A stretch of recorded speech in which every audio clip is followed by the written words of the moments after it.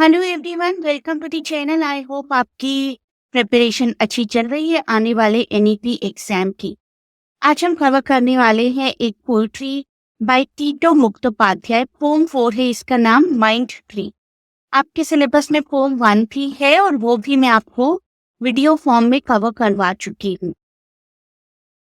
आगे बढ़ने से पहले चैनल को शेयर सब्सक्राइब करना ना भूलिए और after watching the videos please do not forget to give me some valuable comments. Modern European drama के लिए आपके पास पीडीएफ अवेलेबल है। आप अभी भी चाहें तो अपनी प्रिपरेशन शुरू कर सकते हैं। These are the major topics जो कि आपके 3 प्लेज हैं। इसके अलावा बैकग्राउंड रीडिंग्स को कवर करना भी बहुत ज़रूरी होता है। बहुत बार स्टूडेंट्स मिस कर जाते हैं, लेकिन काफ़ी इंपॉर्टेंट टॉपिक्स हैं ये सब भी मैं आपके लिए वीडियो में भी कवर कर दूंगी। पीडीएफ ऑलरेडी प्रिपेयर हो चुकी है। Absurdity and suicide, myth of Sisyphus by Albert Camus, बहुत ही इंपॉर्टेंट राइटर्स हैं ये सभी। ना सिर्फ आपके इस एग्जाम के लिए बल्कि आपके मास्टर्स एंट्रेंस के लिए भी सभी कुछ एक अच्छी डिटेल्ड रीडिंग बहुत ही काम आएगी। You will realize it. What I'm saying is right. You will realize it when you will appear for CUNT. Literature and disability के लिए भी आपके पास पीडीएफ अवेलेबल है और मैंने वीडियोस भी स्टार्ट कर दिए हैं आपके लिए प्रिपेयर करना। काफ़ी टॉपिक्स के वीडियोस ऑलरेडी हैं, तो प्लेलिस्ट भी मैं आपको प्रोवाइड कर दूंगी डिस्क्रिप्शन में, और किस तरीके से आप इस पीडीएफ को ग्रैब कर सकते हैं, कौन से लिंक पर आपको कांटेक्ट करना है पीडीएफ के लिए, that also I provide in description. अब जानते हैं कुछ बातें टीटो जी के बारे में। He was born in 1989 in India और उनको अर्ली चाइल्डहुड ऑटिज्म से डायग्नोज किया गया था। नॉन वर्बल ऑटिज्म कहते हैं इसको। It is also called autism spectrum disorder, ASD भी बोला जाता है इसको, जिसमें कि स्पीच ट्रबल आती है। जो भी ऑटिस्टिक पर्सन है उसको फंक्शनल स्पोकन लैंग्वेज में ट्रबल आती है। मुखोपाध्याय जी को खुद क्या ट्रबल्स आई थी सेंसरी प्रोसेसिंग में, इमोशनल रेगुलेशन में, वही सब कुछ हमारी इस पोएट्री नंबर 4 में मेंशन्ड है। आपके सिलेबस में 2 पोएट्रीज हैं। फॉर्म 1 में आपको ऑलरेडी कवर करवा चुकी हूँ वीडियो फॉर्म में, प्लेलिस्ट में आपको मिल जाएगी। और इस पोएट्री का नाम है माइंड ट्री। देखिए, पढ़ते हैं इन लाइन्स को। When you're trying to think blue and end up thinking black, you can be sure to be frustrated. Time and again it happens to me and I quite helpless. Otherwise, why should I get up and spin myself?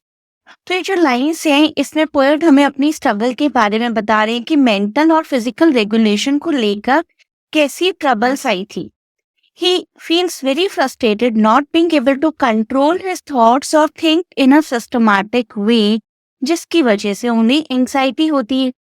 This makes him feel quite helpless and he becomes very restless और उनकी body में sense of harmony खत्म हो जाती है।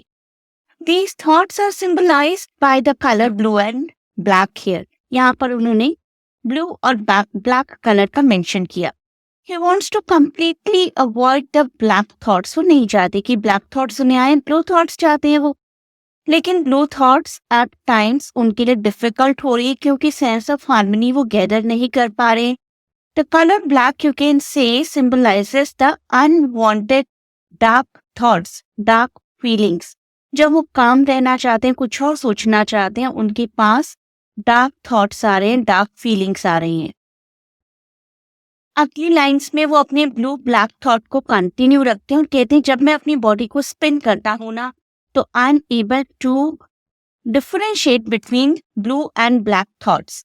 Centrifuge, ये word वो use करती है। सेंट्रीफ्यूज का मतलब होता है कि 2 कंपोनेंट्स को अलग अलग करना, साइंटिफिकली 2 कंपोनेंट्स को अलग अलग करना। फॉर एग्जाम्पल, दाल और चावल मिक्स हो गए हैं तो उनको अलग अलग करना। तो यहाँ पर वो सेंट्रीफ्यूज क्या करना चाह रहे हैं, अपनी ब्लू और ब्लैक थॉट्स। तो कहते हैं जब मैं अपनी बॉडी को मूव करता हूँ ना, it brings some sort of harmony to my thoughts so that I can centrifuge away all the black thoughts. I realize that faster I spin, the faster I drive away the black. When I'm sure that even the last speck, एक छोटा सा कण भी नहीं बचा, एक छोटा सा एटम भी नहीं बचा है, ब्लैक थॉट्स का, तब तक मैं अपने आप को स्पिन करता हूँ। तो in the above lines Mukhopadhyay is using the metaphor of centrifuging to represent his physical and mental state, mental illness. The word centrifuge means spinning an object or material rapidly कि अलग अलग components को अलग अलग किया जा सके. Metaphor of centrifuging in the above line refers to the physical effort that he is taking to ward away, to make the black thoughts run away. सिर्फ ब्लू थॉट्स चाहते हैं जो कि उनके लिए डिजायरेबल हैं. अपनी इमोशनल पीस बेसिकली वो अटेन करना चाहते हैं, अपनी एंग्जाइटी को कम करना चाहते हैं. Then I spin back in the opposite direction and pull the blue thoughts into myself. It depends on how much blue I want. If I want more blue, I have to spin faster, otherwise not so fast. It is just like being a fan, ceiling fan, table fan, whatever. The trouble is, when I stop spinning, my body scatters and it is so difficult to collect it together again. The poet here continues with a metaphor of centrifuging to convey his physical moment and mental trouble. आसान नहीं है उनके लिए अपनी thoughts को इस तरीके से अलग करना. थॉट उनके मिक्स हो रही हैं. बेसिकली वो बता रहे हैं कि उनके दिमाग में हर वक्त बहुत कंफ्यूजन रहती है, कोई भी क्लियर कट आइडिया नहीं होता कि क्या वो करना चाहते हैं. He uses even the metaphor of fan, just like a fan. He has to spin with intensity, with speed, to regulate, to control his thoughts. Right अपनी विगरस मोमेंट्स के थ्रू, अपनी फास्ट मोमेंट्स के through अपनी black thoughts यानी कि negative और dark thoughts को control करके सिर्फ ब्लू थॉट्स की तरफ कंसंट्रेट करना चाहते हैं. और कह रहे हैं कि बहुत डिफिकल्ट काम है. जो ऑटिस्टिक पर्सन होगा शायद वही समझ पाएगा कि किस तरीके की एंग्जाइटी और किस तरीके की कंफ्यूजन हमेशा हमारे दिमाग में रहती है. आप पोम 1 को भी पढ़िए आज ही. जब भी आपने ये पोएट्री पढ़ी है तभी आप पोम 1 को भी पढ़िए. और दोनों पोएट्रीज किस तरीके से एक दूसरे के साथ कनेक्टेड हैं. दोनों पोएट्रीज हमें ऑटिज्म का एक्सपीरियंस बताती हैं. Both of the poetry study the experience of disability with respect to autism. और ये पूरा लेसन हमें हेल्प करता है to understand the aspects of Mukhopadhyay's poetry. एक ऐसी पोएट्री जो कि एवरीडे स्ट्रगल को बताती है of the people who are autistic. ये पूरा जो एनालिसिस है, पूरी जो क्रिटिकल कमेंट्री है इन पोएट्रीज की, काफी फ्रेश पर्सपेक्टिव हमें प्रोवाइड करती है about the experience of disability. Disability is not something to be cured. Disability is something to be understood. इस तरीके का एक ऐसे क्वेश्चन आ सकता है आपको एग्जाम में. How do this persons poems the voice of silence जो कि फर्स्ट पोएट्री है एंड द माइंड ट्री जो कि फोर्थ पोएट्री है, उनकी एक्सपीरियंस को रिफ्लेक्ट करते हैं. तो मैंने कहा ही कि आप दोनों पोएट्रीज पढ़िए आज ही.